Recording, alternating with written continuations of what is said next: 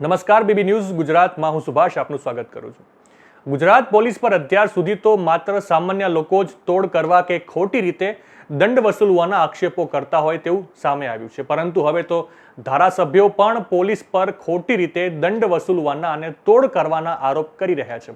આ બાબતે ધારાસભ્ય ચૈતર વસાવા ફરી એક વખત મેદાને આવ્યા છે અને નર્મદા પોલીસ પર મોટો આરોપ મૂક્યા છે અને આરોપ લગાવતા કહ્યું કે ગુજરાત, મહારાષ્ટ્ર અને મધ્યપ્રદેશથી દેવમોગરા ખાતે આદિવાસી કુળદેવી યહામોગી માતાજીના દર્શનાર્થે આવનાર શ્રદ્ધાળુઓ અને વાહન ચાલકોને નર્મદા પોલીસ દ્વારા હેરાનગતિ કરવા બાબતે દેડિયાપાડા ધારાસભ્ય ચૈતર વસાવાની આગેવાનીમાં રાજપીપળા પોલીસ અધિક્ષકની કચેરી ખાતે મોટી સંખ્યામાં લોકોની હાજરીમાં ખુલાસો માંગવામાં આવશે।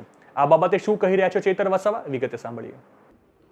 શાંતિ, સલામતી અને સુરક્ષા બની રહે, કાયદો અને વ્યવસ્થા જળવાય એ ડ્યુટી પોલીસની છે, છતાં ભાજપ સરકારના ઇશારે નર્મદા પોલીસ દ્વારા આ અતિ પછાત નર્મદા જિલ્લામાં, આદિવાસી બહુલ્ય વિસ્તાર ધરાવતા જિલ્લામાં અને ગ્રામ્ય વિસ્તાર ધરાવતા જિલ્લામાં ગેરકાયદેસર રીતે ચેકપોસ્ટો ઊભા કરીને લોકોને દંડના નામે ડરાવવામાં આવે છે અને દર મહિને જે ગ્રાન્ટ નથી આવતી એના કરતાં પણ વધારે દર મહિને કરોડોના દંડો ઉઘરાવવામાં આવે છે અને કરોડોના 2 નંબરે તોડ પણ કરવામાં આવે છે। ત્યારે આ નર્મદા જિલ્લામાં આદિવાસીઓની કુળદેવી દેવમોગરા ખાતે આવનારા ગુજરાત, મહારાષ્ટ્ર અને મધ્યપ્રદેશના અનેક લોકોની રજૂઆતો અમારા સમક્ષ આવી છે।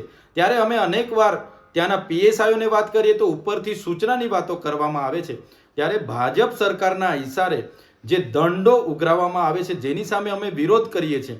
અમે પૂછવા માંગીએ છીએ પોલીસને, નર્મદા જિલ્લામાં બેફામ બુટલેગરો બન્યા છે, દારૂના ખુલ્લેઆમ ઠેકાઓ ચાલે છે, આકડા જુગારના ધંધાઓ ધમધમે છે, રેતીના માફિયાઓ, માટીના માફિયાઓ અને જમીન ખનનના માફિયાઓ આજે બેફામ ઓવરલોડ ટ્રકો ભરીને નીકળે છે।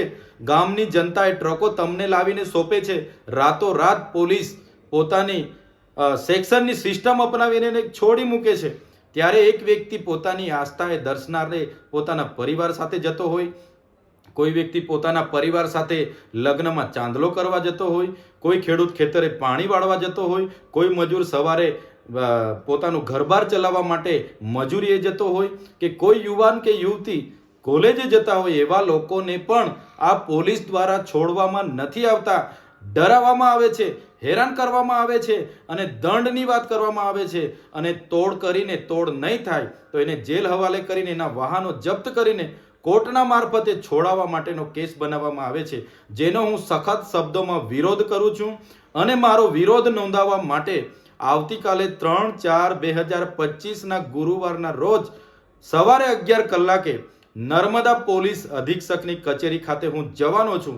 તમામ લોકોને પણ હું અપીલ કરું છું કે આ લૂંટ મચાવનારી, ભાજપ સરકારના ઇશારે કામ કરનારી આ નર્મદા પોલીસ સામે ખુલાસો માંગવા માટે તમે પણ આવતીકાલે 11 વાગે રાજપીપળા એસપી કચેરી ખાતે સૌ ઉપસ્થિત રહેજો। ધન્યવાદ। નવા સમાચાર, નવી અપડેટ સાથે ફરી મળીશું, ત્યાં સુધી મને રજા આપશો। નમસ્કાર।